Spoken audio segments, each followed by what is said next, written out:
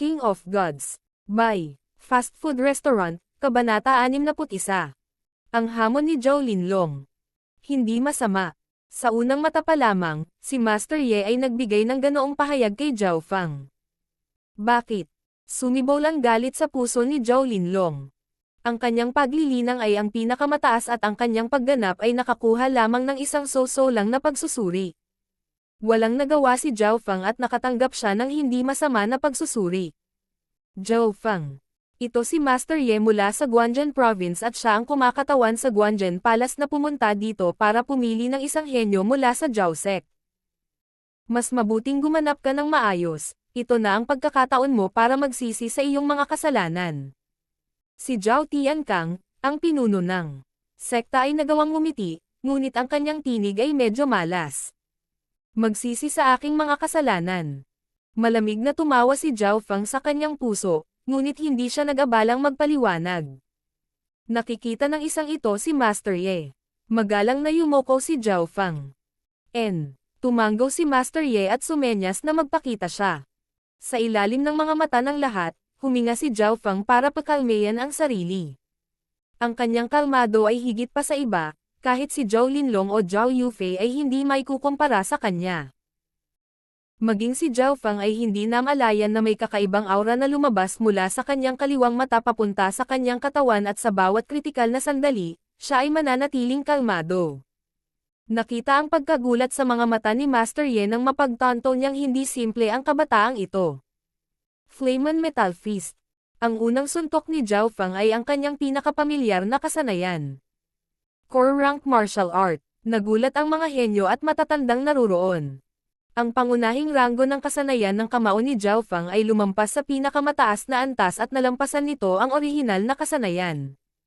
Hindi masama. Si Master Ye ay muling tumanggo. Si Zhao Fang ay patuloy na sumuntok at walang kamalay-malay, pinagsama niya ang isa sa mga langit na aura dito. Ho! Ang simpleng suntok ni Zhao Fang ay tila naglalaman ng nagninangas na dragon.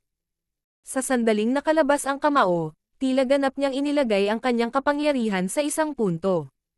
Para bang ang simpleng suntok na iyon ay naglalaman ng mas malalim na pananaw. Core Rank Martial Art. Hindi simpleng sanayin ito sa antas na ito. Tumanggo ang matanda, ngunit hindi nila ito inilagay sa kanilang mga puso. Gaano man ito ki-special, isa pa rin itong Core Rank Martial Art at hindi maihahambing sa pinakamataas na ranggo ng martial arts. Si Zhao Linlong ay may paghamak sa kanyang mga mata. Mabuti. Umalangaw sa silid ang tinig ng labis na kagalakan. Nagliwanag sa mga mata ni Master Ye ang pagkabigla at pananabik. Sa kanya nanggaling ang boses. Mabuti. Halos mamatay sina Zhao Tiankang at Zhao Linlong dahil sa mabulunan sa kanilang sariling mga hininga. Parang nakakita sila ng multo. Ang mga naunang pagsusuri ay nagpaunawa sa kanila kung gaano kahirap para sa kanya na magbigay ng magandang pagsusuri. Core Rank Martial Art. Paano naging posible ang ganitong klaseng kalokohan? Halos sumabog si Zhao Linlong. Mula sa kanilang level, hindi lang nila makita kung ano ang napaka-espesyal sa core rank ng kasanayan sa kamao ni Zhao Fang. Ha ha ha ha. Mukhang ang henyo na gusto ko ay ikaw. Isang mahabang tawa ang pinakawalan ni Master Ye, iba na talaga ang ugali niya kumpara kanina. Salamat sa iyong pagsusuri. Si Zhao Fang ay natigilan din. Noong una, gusto niyang magsimula mula sa kanyang pangunahing ranggo na martial art, pagkatapos ay itayo hanggang sa Angry Dragon Fist at pagkatapos ay Star Finger. Ngunit noong siya ay gumaganap ng pangunahing ranggo na martial art, kahit papaano ay pinagsama niya ang dalawa. Sa aking paningin ikaw ang tunay na henyo. Bumaba si Master Ye mula sa kanyang upuan. Ikaw ang tunay na henyo. Habang sinasabi niya iyon, ang mukha ni Zhao Linlong ay naging sobrang pangit. Bakit? Sigaw ng ayaw sa puso niya. Si Zhao Fang ay nakakuha ng mas mahusay na pagsusuri mula sa isang pangunahing ranggo na martial art, paano siya papayag? My name is Yalin yun, baka pwede na tayong maging magkaibigan mamaya. Si Master Ye ay tila lubos na gumagalang kay Zhao Fang. Nalaglag ang panga ni Zhao Tiankang at ng mga matatanda sa eksena. Bakit ang isang 9th rank martial master at makikipagkaibigan sa gayong kabataan?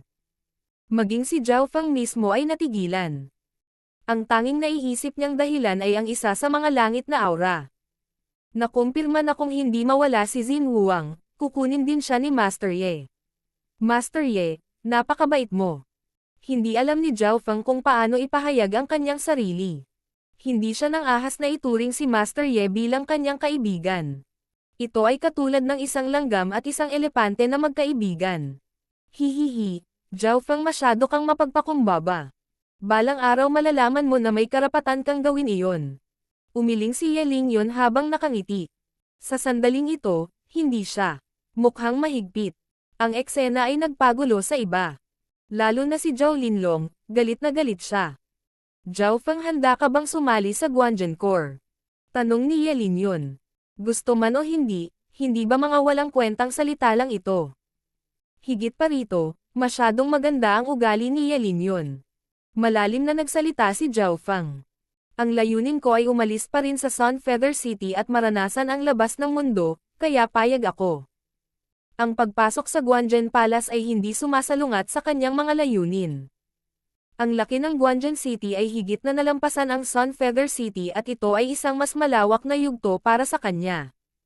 Mabuti, kung masipag ka, baka makatanggap ka pa ng mga personal na aralin mula kay Lord Guanzhen. Ngumiti si Ye Lingyun. Lord Guanzhen. Agad siyang pinasalamatan ni Zhao Feng. Bagamat nakatira siya sa Sun Feather City, narinig pa rin niya ang mga alamat ni Lord Guanzhen dahil siya ang pinakamataas na diktador sa radius ng 10,000 milya at naabot niya ang napakataas na antas sa martial arts. Maging ang Sun Feather City, ang sekta ng Zhao, ay nasa ilalim ng kanyang kontrol. Ang sekta ng Zhao ay walang anumang katayuan o karapatan na subukan at purihin ang mga taong ito. Sa sandaling ito, malinaw na naramdaman ni Zhao Feng ang inggit na mga mata mula kina Zhao Linlong at Zhao Han. Nakapasok siya sa Guanzhen Palace at nagkaroon siya ng pagkakataon na makatanggap ng mga personal na aralin mula kay Lord Guanzhen. Paanong hindi sila magseselos? Maaaring itapon sina Zhao Han at Zhao Qi dahil alam nila ang pagkakaiba sa pagitan nila ni Zhao Feng.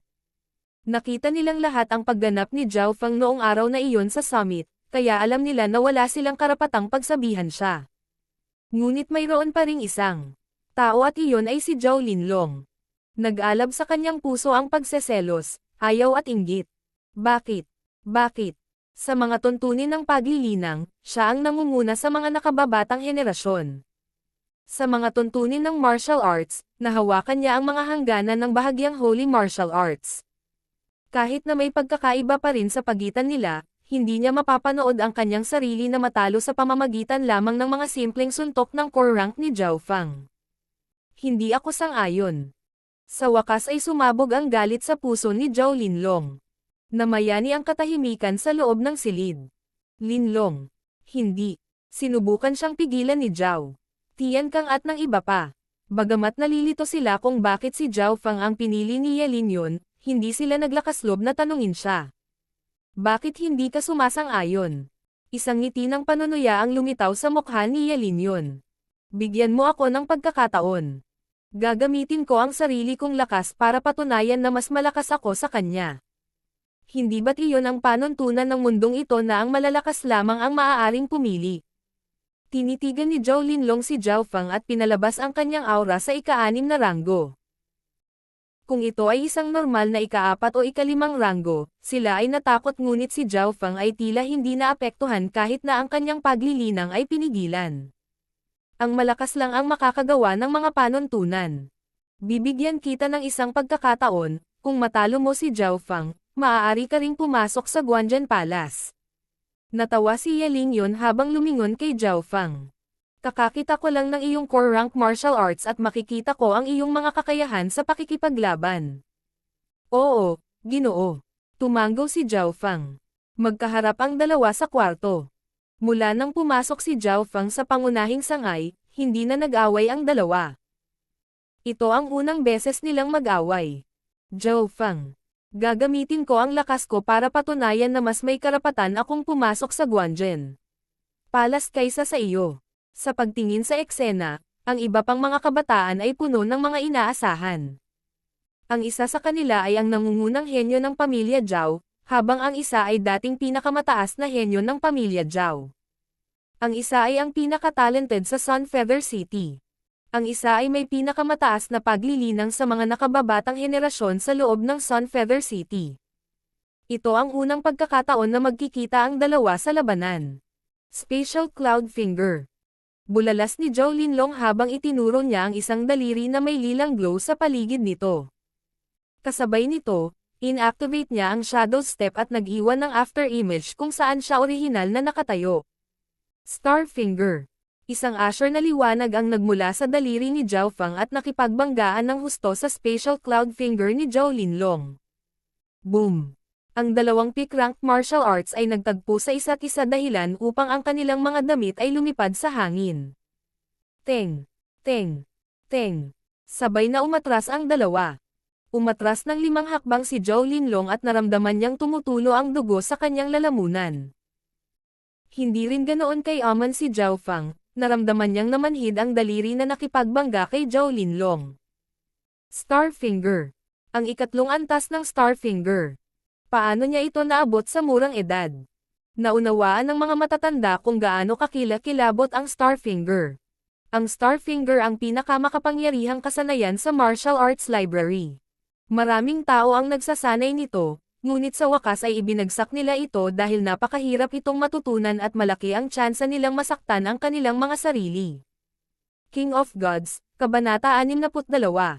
Ikatlong palapag ng Martial Arts Library. Mula sa unang hakbang, halatang may kalamangan si Zhao Fang. Talagang nakakatakot para sa isang taong may mababang paglilinang na makakuha ng mataas na kamay. May kalamangan si Zhao Fang dahil sa Star Finger at sa kanyang pamamaraan ng pagpapalakas ng katawan. Napabuntong hininga si Zhao Tiankang at hindi nag-abalang itago ang gulat sa kanyang mukha. Malakas din ang boses niya para marinig ni Zhao Linlong.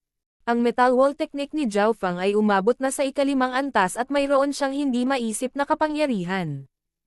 Pinipigilan pa rin niya ang kanyang cultivation, kaya ang kanyang metal wall technique ay tila nasa pinakamataas na ika-4 na antas lang. Ang kapangyarihan ng kanyang Star Finger ay talagang mas malakas kaysa sa Spatial Cloud Finger ni Zhao Linlong. Hindi ako naniniwala. Si Zhao Linlong ay umungal at muling pinaikli ang kanyang inner strength. Sa maikling sandaling iyon, naabot na niya ang kanyang pinakamataas na estado. Kung ibang henyo lang dito malamang mamatay na sila. Third stance Star Finger. Ang mga mata ni Zhao Fang ay naging matalas ng may asher na liwanag na dumaloy sa hangin. Pew!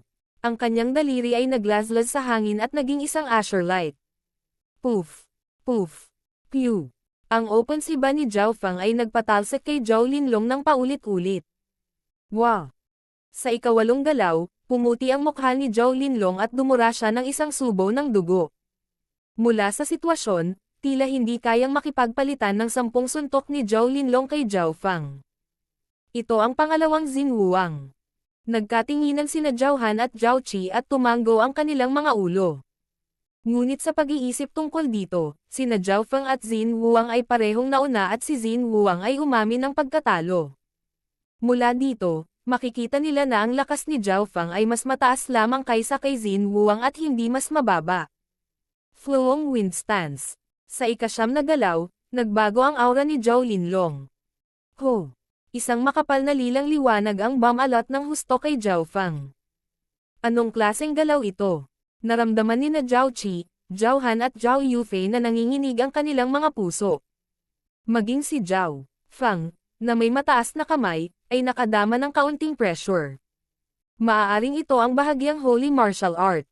Hindi nagtagal ay nabawi ni Zhao Fang ang kanyang kalmado at nagkondensasyon ng mas maraming enerhiya sa Star Finger.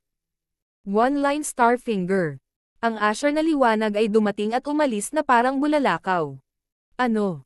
Natuto siya ng one-line Star Finger. One-line Star Finger. Ang killing move ng Star Finger. Kung natutunan na niya ito, hindi siya malayo sa ika-4 na antas. Laking gulat ng mga matatanda. Ang Star Finger ang pinakamalakas na kasanayan, ngunit ito rin ang pinakamahirap na matutunan ng sabay-sabay. Sa nakalipas na 100 taon, maraming mga henyo ang sumubok na matuto ng Star Finger, ngunit ang kanilang mga resulta ay pareho. Ang kanilang daliri ay maaaring nasira ang anyo o ang bilis ng pagkatuto nito, kaya sa wakas ay sumuko na sila.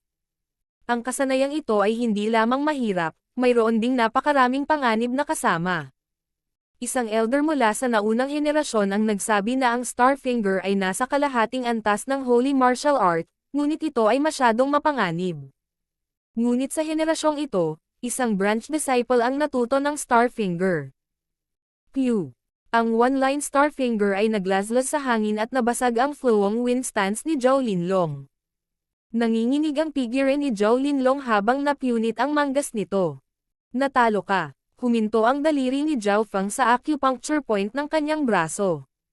Ang Starfinger ay naglalaman ng maraming mga kasanayan sa loob nito kabilang ang pagpindot sa mga acupuncture point at iba pa.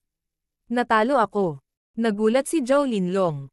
Parang hindi niya naisip na matalo siya, sobrang laki lang ng pinagkaiba nila. Naisip niya kung gaano ito kabata kapag hindi niya inilagay si Zhao Feng sa kanyang mga mata. Hindi masama, maaari mo nang kontrolin ang iyong inner strength ng perpekto. Puri ni Yelin yun. Natagpuan niya si Zhao Feng ng higit na gusto niya pagkatapos ng labanang ito. Ang paghamon sa matataas na ranggo ay bihira maging sa lungsod ng lalawigan. Higit pa rito, si Zhao Feng ay tila hindi sumubok ng husto. Nagkatinginan si Zhao Tiankang at ang kanyang mga kasama at huminga ng malalim. Malinaw nilang nakikita na maaaring sirain ng one-line Starfinger ni Zhao Feng ang braso ni Zhao Linlong ngunit hindi niya ginawa iyon. Dito natapos ang labanan sa pagitan ng dalawang nangungunang mga henyo ng Sun Feather City. Tumingin si Yelin yun kay Zhao Feng, pagkatapos ay kay Zhao Yufei at mukhang nasiyahan siya.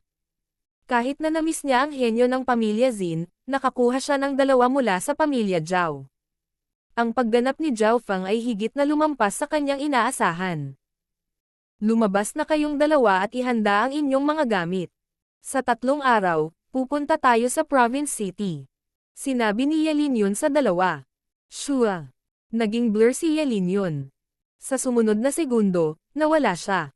Sobrang bilis. Nang hindi ginagamit ang kanyang kaliwang mata, ni hindi makita ni Zhao Feng ang kanyang anino.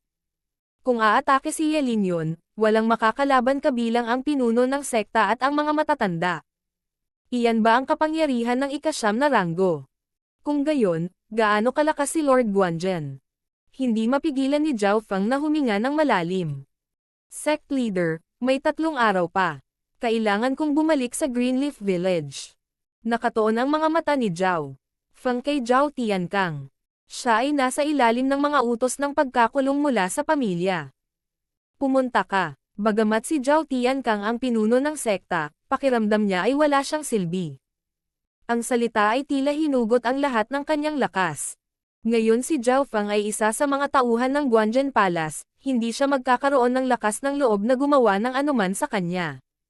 Ngunit umaasa kami na bigyan mo ng sagot ang pagkamatay ni Zhao Tiankang.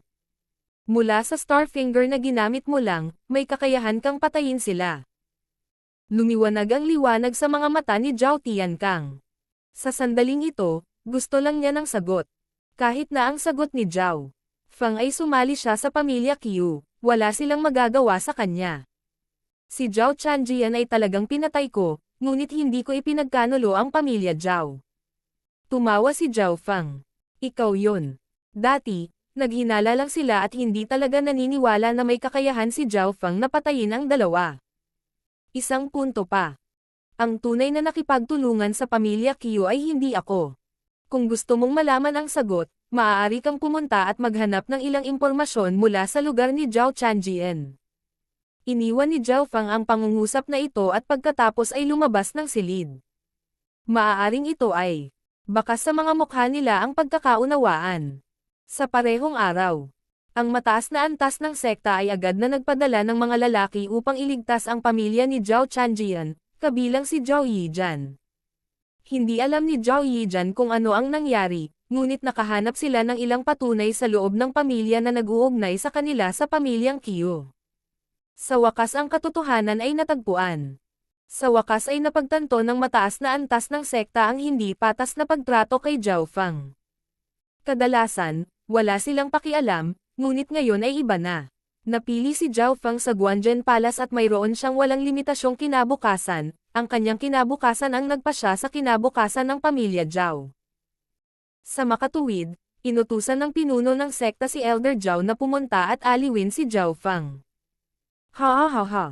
Ang sarap sa pakiramdam na makita ang mga ekspresyon ng mga mukha nila. Si Elder Zhao ay hindi nakaramdam ng simpatiya para sa kanila, sa halip, masaya siya. Oye, ang mataas na antas ay nagpasya na buksan ang ikatlong palapag ng martial arts library para sa iyo. Binawi niya ang isa pang balita. Ikatlong palapag ng martial arts library. Isang ngiti ang lumitaw sa mukha ni Zhao Feng.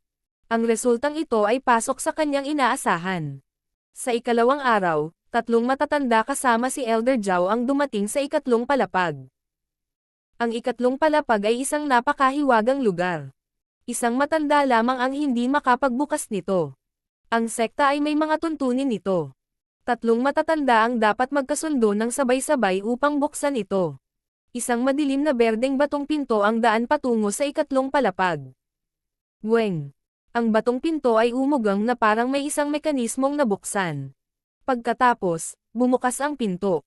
Agad na pumasok si Zhao Feng at natagpuan ang kanyang sarili sa isang silid na bato. Sa dingding, may mga kakaibang larawan na nakaukit dito.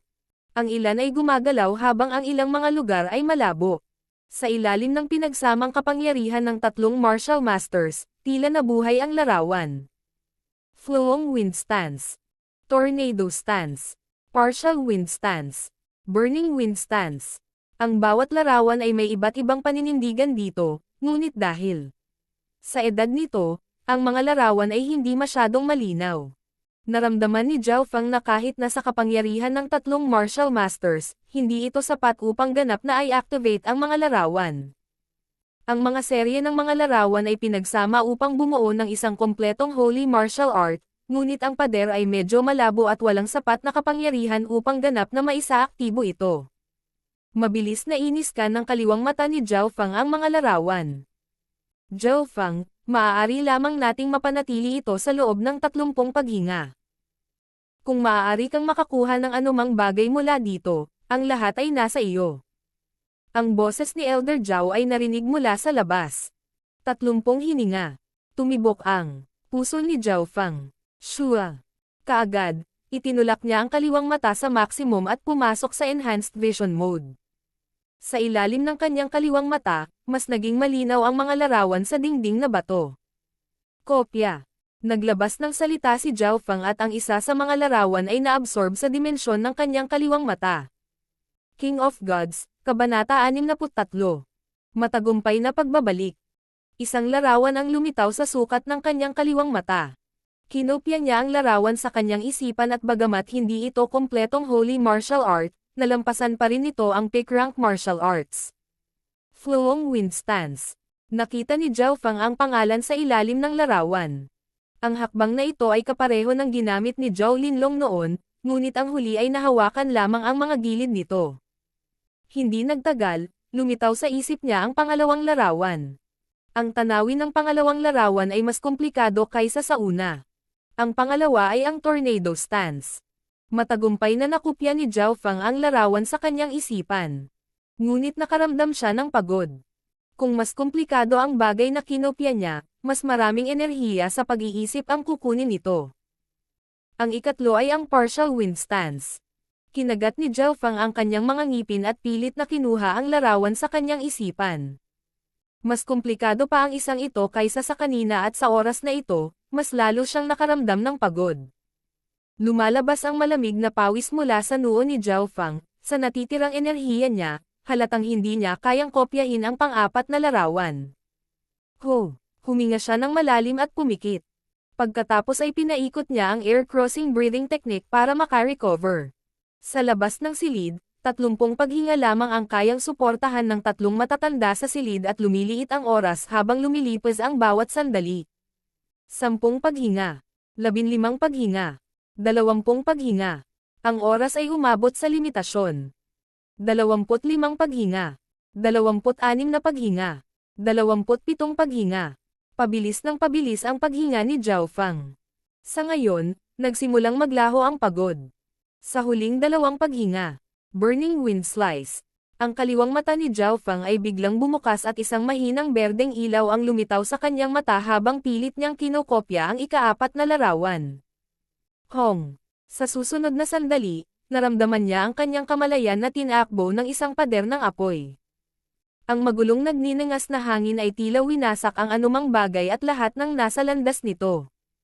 Ang kapangyarihan ba na ito ay nasa loob ng mga limitasyon ng mga cultivator? Naramdaman ni Zhao Feng na natuyo ang kanyang bibig at para bang ang lahat ng tubig sa kanyang katawan ay sumangga. Ngunit sa katotohanan, hindi siya nasaktan sa anumang paraan. Ito ay isang ilusyon lamang. Shua! Ang pang-apat na larawan ay kinuha sa kanyang kaliwang mata. Tapos na. Pagod na bumagsak si Zhao Feng sa kanyang baywang. Sa halos parehong oras, binawi ng tatlong matatanda sa labas ang kanilang inner strength. Weng! Ang mga larawan sa dingding ay muling tumahimik at tumigil sa paggalaw. Parang ordinary pictures lang ang mga iyon. Gaano karaming insight ang nakuha mo? Tanong ng tatlong matatanda sa labas. Mga insight. Natigilan si Zhao Feng, talagang hindi pa siya nakakakuha ng anumang insight mula sa ikatlong palapag. Ayos lang. Ang mga larawang ito ay medyo malabo at ang karamihan sa mga henyo na nasa loob ay halos walang nakuha. Naaaliw si Elder Zhao. Wala silang naramdamang kakaiba nang hindi nakakuha ng anumang insight si Zhao Feng. Oo, kahit na ginawa mo, ang maliit na halaga na nakuha mo ay hindi pa rin mas mahusay kaysa sa isang pinakamataas na ranggo ng martial art. Ang isa sa mga matatanda ay tumango bilang pagsang-ayon. Ang ikatlong palapag ay hindi kailanman binuksan para sa dalawang kadahilanan. Una, kailangan nito ang kapangyarihan ng tatlong matatanda ng sabay-sabay at maaari lamang nilang mapanatili ito sa loob ng 30 paghinga. Pangalawa, ang Holy Martial Art ay masyadong malabo at ang mga insight na nakuha ay masyadong maliit. Ang 30 paghinga ay masyadong maikli para sa sinuman upang ganap na makakuha ng anuman. Salamat sa mga matatanda sa inyong pagsusumikap. Si Zhao Feng ay tila hindi nabigo. Oo. Totoo na wala siyang nakuha sa loob ng 30 paghinga, ngunit kinopya niya ang lahat ng 4 na larawan sa kanyang isip. Pag-uwi, ipinikit ni Zhao Feng ang kanyang mga mata at unang tumutok sa pagbawi ng kanyang mental energy. Pagkatapos, nang ang kanyang mental energy ay umabot sa pinakamataas na estado, sinimulan niyang tingnan ang 4 na bahagyang Holy Martial Art na kasanayan. Hindi kumpleto ang Holy Martial Arts ng 4, may mga parte silang kulang at malabo. Ngunit kahit noon pa man, naramdaman ni Zhao Feng na hindi ganoon kahirap ang mga kasanayang ito. Ang una at pangalawang stance ay mas madali kaysa sa kanyang Mysterious Wind Palm at ang pangatlong stance ay kapantay nito. Ang ikaapat na stance ay naglalaman ng kalooban na sirain ang lahat. Kahit na ito ay hindi kumpleto, ito ay lumampas pa rin sa mga limitasyon ng katawan ng tao. Makalipas ang mga ilang taon, nagpakawala ng mahabang hininga si Zhao Feng at umiling. Naiintindihan lang niya ng lubusan ang unang hakbang, Flowing Wind Stance, ngunit ang buong pag-unawa sa kasanayang ito ay walang gaanong epekto sa kanyang kabuuang lakas, hindi ito kasing ganda ng pag-aaral ng isang peak-ranked martial art. Ito ay dahil ang unang tindig na Flowing Wind Stance ay isang support skill, hindi ito isang offensive o defensive na kasanayan. Dahil dito, hindi gaanong pinag-isipan ito ni Zhao Feng. Bagamat may pakiramdam siya na kahit na ang 4 na kasanayang ito ay maaaring hindi na magamit sa kanya ngayon, ito ay magiging sa hinaharap. Sa umaga ng ikalawang araw, si Zhao Feng, kasama ang kanyang mga magulang, ay bumalik sa Greenleaf Village. Sa isa pang 2 araw, aalis siya sa Sun Feather City at pupunta sa Guanzhou Province City na libu-libong milya ang layo. Sa isang kisap mata, halos 1 taon na ako sa main branch. Hindi maiwasan ni Zhao Feng na alalahanin na siya ay isang cultivator. Lamang ng unang ranggo nang siya ay pumasok. Sa loob ng 1 taon, tumaas siya ng mabilis at umabot sa ika-6 na ranggo. Sa iyong paglilinang at edad walang makakapigil sa iyo sa Greenleaf Village. Sinabi ng kanyang ama na si Zhao Tianyang. Parehong ipinagmamalaki ng kanyang mga magulang ang kanilang anak. Ang pinuno ng sekta ng sangay ay si Zhao Kaiyuan, isang matandang lalaki na umabot sa ika-4 na ranggo. Bukod sa kanya, ang pinakamalakas ay nasa ika-3 ranggo. Nang makatanggap sila ng balita ng pagbabalik ni Zhao Fang, personal na lumabas ang padre de pamilya para batiin siya. Sa pag-iisip noon, si Zhao Fang din ang nangungunang henyo ng Greenleaf Village. Ngayon siya ay bumalik na parang bayani. Hindi nagtagal, pumasok sila sa pavilion ng branch sect. Ang gusaling ito ay hindi malapit sa kung ano ang gusali ng pangunahing sekta. May mga butas-butas na ito kahit saan dahil sa edad nito. Fenger, ang mga tagumpay mo ngayon ay higit pa sa inaasahan ko. Hindi napigilan ni Zhao Kayuan na mapasigaw. Sa loob lamang ng maikling isang taon, naabot ni Zhao Fang ang ikalimang ranggo at siya ang pinakamalakas sa branch sect. Ito ay isang bagay na hindi inaasahan ng sinuman. Karaniwan, ang mga kabataang inirerekomenda ng sekta ng sangay ay pinababalik. Sa totoo lang, ang mga elder ng branch sect ay hindi naglagay ng labis na pag-asa sa kanila. Bahagyang natigilan si Zhao Fang nang malaman niya ang katotohanan. Hindi man lang naisip ng mga matatanda ng Greenleaf Village na maging isa siya sa mga henyo sa pangunahing sekta, naghanda pa sila para sa pagpapabalik sa kanya.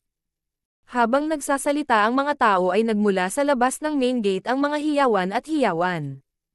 Anong nangyari? Napataas ang kilay ni Zhao Fang at natigil ang pag-uusap sa silid. Ulo ng sekta, ang mga kalalakihan ng pamilya ni Liu ay dumating muli para sa gulo. Dumating ang ilang kabataang puno ng mga pasaang mukha. Nakakatawa. Tumayo ang padre de pamilya na si Zhao Kayuan. Pamilya ni Liu. Lumiwanag ang liwanag sa mga mata ni Zhao Fang. Ipinanganak siya sa Greenleaf Village at kaya pamilyar siya sa pamilya Liu. Sa nakalipas na 10 taon, ang pamilya Liu ay mabilis na bumangon at lumawak ang lakas at sila ang naging pinakamalaking pamilya sa loob ng Greenleaf Village. Kahit na ang Greenleaf Village ay hindi maikukumpara sa Sunfeather City, sila ay isang puwersa pa rin na dapat isaalang-alang. Naalala ni Zhao Fang na may mga alingawngaw ng 2 hanggang 3 cultivator ng ikalimang ranggo sa pamilya Liu. Sa nakalipas na taon kinuha ng pamilya Liu ang mga ari-arian ng maraming pamilya at ngayon gusto nilang bilhin ang minahan namin sa halagang 3,000 pirasong pilak lamang. Puno ng galit na sabi ni Zhao Kayuan. Hihihi, ang pamilya Liu ay may lakas ng loob. Malamig na tumawa si Zhao Fang pagkatapos ay lumabas. Fenger, huwag magmadali. Ang pamilya Liu ay mayroon na ngayong cultivator sa ika-6 na ranggo. Sinubukan agad siyang pigilan ng pinuno ng sekta. Si Zhao Fang ay malakas, ngunit siya ay isang tao lamang. Paano niya lalabanan ang pamilya Liu? Ang pamilyang Liu lamang ay mayroong 10 martial artist. Ang 2 ay umabot sa ika-5 at ngayon ang isa ay umabot sa ika-6. Angry Dragon Fist. Sa labas ng gate ay sinuntok ni Zhao Fang ang isa sa mga cultivator mula sa pamilya Liu. Ito ay ika-5 ranggo. Magkasama ang bawat pag-atake. Bulalas ng pinuno. Agad na sumugod ang grupo kay Zhao Fang. Mabilis. Suportahan si Fenger. Parehong bulalas ni na Zhao Tianyang at Zhao Kayuan. Nauwi sa gulo ang sitwasyon. Hayaan mo akong lumaban mag-isa. Mula sa karamihan, sumigaw si Zhao Fang. Boom boom boom. Ang kanyang binti ay agad na nagpadala ng maaaring cultivator ng pamilyang Liu na lumilipad. Hinarap ni Zhao Fang ang 10-10 tao ng mag-isa. Sino man na dumating sa loob ng kanyang saklaw ay tumanggap ng bali ng mga paabilang kapalit. Hindi nagtagal ay naging blur si Zhao Fang at pinatumba ang pinuno. Young Master. Patawarin mo kami. Ang grupo ay lahat ay natalo ng isang tao. Sa gitna ng hiyawan at alikabok, tila napakagwapo at matangkad ng figurang iyon. Hahaha. Sa wakas ay nagpakawala ng tawa ang mga tao mula sa branch sect. Umiling si Zhao Fang, masyadong mahina ang mga taong ito. Talagang darating ang pamilyang Liu na iyon para maghayganti. Hindi ba dapat patibayin muna natin ang ating mga depensa? Tila nabalisa si Zhao Kayuan. Ang pamilyang Liu ay pagkatapos ng lahat ng pinakamalakas na paksayon sa Greenleaf Village at halos 10 beses itong mas malakas kaysa sa pamilya ng Zhao Branch. Ipagtanggol. Malamig na sinabi ni Zhao Fang. Bakit kailangan nating ipagtanggol? Bakit hindi na lang natin sila puntahan? King of Gods, Kabanata 64. Sino ang mga ngaso? Bakit natin ipagtanggol? Dapat tayong pumunta at patayin silang lahat.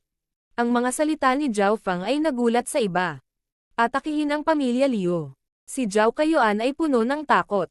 Hindi. Ang pamilyang Liu ay ang Diyos ng Greenleaf Village. Sa kanilang isip, ang pamilya Liu ay walang kapantay. Ang tanging nagawa nila ay ipagtanggol. Kung tungkol sa pag-atake, hindi sila naglakas loob na isipin ito maliban kung iniisip nila na ang kanilang buhay ay masyadong mahaba. Iwan mo na sa akin ito. Nag-iwan si Zhao Fang ng after image kung saan siya nakatayo. Sa susunod na sandali, tumalon siya sa bubong at nawala sa ilang paghinga. Hindi maganda. Nakaramdam ng pagkabalisa sina Zhao Kayuan at Zhao Tianyang. Paano matatalo ng isang kabataan ang pamilya Liu? Sundan siya. Sa loob ng kwarto, naghiyawan ang dalawa. Gayunpaman, walang sino man sa Greenleaf Village ang makakahabol kay Zhao Fang. Kahit ang bilis ni Zhao Kayuan ay wala pa sa kalahati niya. Sa labas, inikat ni Zhao Fang ang lightly floating ferry at humiga sa pagitan ng mga puno. Halos hindi nakalapat ang mga paa niya sa lupa habang tumatakbo. Ngayon, ang kanyang lightly floating ferry ay umabot na sa mataas na antas. Ngunit kapag ginamit niya ang kasanayang ito, magagamit ni Zhao Fang ang flowing wind stance dito. Ang flowing wind stance ang pinakamadaling ilipat sa apat na hindi kumpletong holy martial arts. Sa sandaling ito, kapag ginamit niya ang flowing wind stance at lightly floating ferry ng magkasama, ang kanyang figure ay naging mas matulin at mas maliksi na parang siya mismo ang hangin. Teng! Naramdaman ni Zhao Fang na gumaan ang kanyang katawan at ang mga paglukso na ginawa niya ay naging mas makinis. Sa isang iglap ay muling tumaas ang kanyang bilis. Shua! Isang malabo ang dumating at umalis sa hindi kapani-paniwalang bilis. Hindi mapigilan ni Zhao Fang ang kanyang kaligayahan, ang flowing wind stance na ito ay may napakagandang epekto. Sa makatuwid, makikita na si Zhao Linlong ay nawala sa tamang landas nang mapagkamalan niya itong isang nakakasakit na kasanayan. Greenleaf Village, Pamilya Liu. Elder, dumating ang isang henyo mula sa pamilya Zhao at nasaktan ang ating mga kapatid. Nagmamadaling sabi ng isang cultivator ng pamilya Liu. Ang maliit na pamilyang Zhao ay nangangahas na saktan ang ating mga tao. Isang medyo malayong nasa katanghaliang gulang na lalaki ang nakaupo sa loob ng silid. Habang nagsasalita siya, dahan-dahan pa siyang uminom sa teacup niya. Siya ang hari ng Greenleaf Village at lahat ng nangahas na hamanin sila nitong mga nakaraang taon ay nawala lahat. Ang isang paksayon tulad ng pamilya Zhao ay isa lamang langgam sa mata ng pamilyang Liu. Kung hindi dahil sa pangunahing sekta ng Zhao, kinuha na ito ng pamilya Liu. Elder, kailangan mo kaming tulungan. Hindi ka nila inilalagay sa kanilang mga mata. Ang mga mandirigma ng pamilya Liu ay umiyak. Sabihin sa pamilya Zhao na bibigyan natin sila isang araw para ibigay ang kabataang iyon o kung hindi. Malamig ang boses na lumabas mula sa taong grasa. Oo. Ang mga ekspresyon ng mga mandirigma ng pamilyang Liu ay naging masaya. Hindi maganda. Dumating na ang kabataan ng pamilya Zhao. Sa mga sandaling ito, ang mga hiyawan ay mula sa labas. Plop. Isang malabo ang pumasok sa mansyon ng pamilya Liu at kahit isang galaw niya ay walang makakapigil. Lider ng sekta. Pumasok na ang kabataan sa mansyon at nasugatan ang 10 hanggang 20 tao. Nagkagulo sa mansyon. Sa loob ng lounge ng pamilya Liu. Ang ulo ng pamilya na si Liu Guirong ay nakaupo kasama ang 2 matatanda at ang ika-6 na ranggo. Masyadong mabilis ang lalaking iyon. Sabi ng isang matanda na kasing payat ng isang sangay. Kailan nagkaroon ang pamilya Zhao ng napakatalino na kabataan? Solemn na ang ekspresyon ng medyo mataba na matatanda. Sa kanilang ika-5 ranggo na paglilinang, hindi nila makita kung paano siya gumalaw. Buti na lang sa sandaling ito, naging kalmado na naman ang mansyon dahil hindi na nagpakita ang binata. Ang mga mata ng lahat ay nabaling sa pinuno ng sekta, na may pinakamataas na paglilinang. Maputi ang buhok ni Liu Guirong, ngunit may ayos pa rin siyang mukha. Sa bilis, hindi ako mas mabilis kaysa sa kanya. Paano ito naging posible? Naninikip ang kanilang mga puso. Pagkatapos ng lahat, ang paglilinang ni Liu Guirong ay umabot sa ika-6 na ranggo, kalahating taon na ang nakalipas at siya ang naging pinakamalakas na tao sa Greenleaf Village. Ano kayang gagawin nila? Nadama ng pamilya Leon na ito ay medyo mahirap. Halata naman, kung haharapin niya ako, sigurado akong mananalo ako. Tanging ang pinuno ng sekta ang binubuo. Kung maglakas loob na pumunta dito ang brat na yan, sisiguraduhin kong hindi na siya makakabalik. Naghiyawan ang lahat. Sa sandaling ito, 80% ng mataas na antas ang naruroon at ang lakas ng mga ito ay maaaring durugan ang anumang puwersa sa loob ng Greenleaf Village. Kung dumating ang kabataang iyon mula sa pamilya Zhao. Ito ang planong itinakda ni Liu Guirong. Hahaha, sama-sama kayo. Iyan ang pinakamahusay. Iniligtas mo ako sa hirap na hanapin kayong lahat. Isang batang tawa ang nagmula sa bubong. Nagbago ang mga ekspresyon ng lahat ng mga cultivator na naruroon. Kailan siya nakarating sa bubong? Boom! Nanginginig ang bubong nang may binatilyong butas ito at lumapag sa gitna ng silid. Ang tao ay si Zhao Feng. Ang kanyang landing point ay ang eksaktong gitna ng silid, na nangangahulugan na siya ay napapalibutan. Hahaha! Salamat sa pagpunta. Ang medyo matabang matanda ay umungal sa tuwa. Sumili ang mga ngiti sa mukha ni Liu Guirong at ng mga payat na matatanda. Ang iba pang 6 na cultivator sa ika-4 na ranggo ay puno rin ng pananabik. Ikaw ay talagang mahusay, ngunit medyo bata pa. Nakaharap kay Liu Guirong, sinabi niya sa kanya na siya ang mananalo. Kung hindi direktang lumabas si Zhao Feng, wala silang magagawa sa kanya dahil napakabilis niya. Ngunit ngayon, ibinigay ni Zhao Feng ang kalamangan na iyon at hinarap sila ng direkta. Sa sandaling ito, nakatingin sila kay Zhao Feng na may mga may kapansanan na mukha. Agad na naunawaan ni Zhao Feng ang nangyayari. Mukhang hindi mo naiintindihan kung sino ang mangangaso at kung sino ang hinuhuli. Ngumiti si Zhao Feng. Brat, mamatay ka. Nilapitan siya ng mga cultivator, puno ng pananabik. Tanging ang pinuno ng sekta ang may pag-aalala sa kanyang mga mata. Ngunit si Zhao Feng ay napapalibutan na, kaya hindi dapat magkaroon ng anumang problema. Ibaba mo siya. Howling Tiger Fist. Stone Shattering Palm. Flying Cloud Leg. Ang grupo ng mga cultivator ay gumamit ng iba't ibang kasanayan upang salakayin si Zhao Feng. Hinarap ni Zhao Feng ang pag-atake ng 6 na tao ng sabay-sabay. Si Liu Guirong at ang 2 elder ay binantayan ang mga labasan upang pigilan si Zhao Feng sa pagtakas. Pang! Pang! Bang! Iba't ibang kasanayan ang dumapo kay Zhao Feng. Metal Wall Rebound. Ang buong katawan ni Zhao Feng ay naging malametal at ni-rebound ang mga pag-atake. Crack! Ang tunog ng pagkabasag ng mga buto ay hindi natapos. Plop! Plop! Plop! Ang 6 na lalaki ay nahulog sa lupa. Lahat ay malubhang nasugatan. Nagulat ang 2 matanda at si Liu Guirong sa eksena. Paano? Paano niya nagawa ito? Sigaw ng matabang matanda. Ikaw na. Humarap si Zhao Feng sa 3. Sir, pwede po tayong mag-usap sa diplomatikong paraan. Isang ngiti na mas pangit pa sa pag-iyak ang lumitaw sa mukha ni Liu Guirong. Ang lakas na ipinakita ni Zhao Feng ay higit pa sa kanilang nalalaman. Maging si Liu Guirong ay walang tiwala na matalo si Zhao Feng. Bibigyan kita ng isang araw para kunin ang lahat ng lalaki ng pamilya Liu at lisanin ang Greenleaf Village o kung hindi ay mapilayan ko ang lahat ng iyong cultivation. Sabi ni Zhao Feng. Siya ay nanirahan sa Greenleaf Village sa halos buong buhay niya at alam niya kung paano karaniwang kumilos ang pamilya Liu. Sa makatuwid, ang parusa kay Zhao Feng ay itinuturing na medyo magaan. Oo, oo. Agad na sumagot si Liu Guirong at tumingin sa 2 matanda. Madali silang pumayag dito. Tulad ng iniisip ni Zhao Feng. Smash ang wind palm. Ang inner strength ni Liu Guirong ay sumabog habang siya ay nagpaputok ng isang mataas na antas ng martial art sa noo ni Zhao Feng. Mamatay. Ang 2 matanda ay sumalakay mula sa magkabilang panig. Sa ilalim ng maikling distansya at galit na pag-atake ng 2 ika-5 ranggo sa isang ika-6 na ranggo, maging si Zhao Feng ay nahuli. Bata, masyado ka pang bata.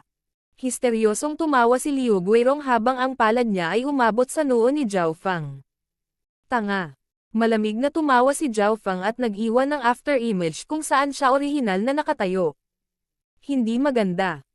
Ang mga pag-atake ni Liu Guirong at ng dalawang elder ay hindi lahat, hindi man lang nila nahawakan ang mga damit ni Zhao Fang. Shua.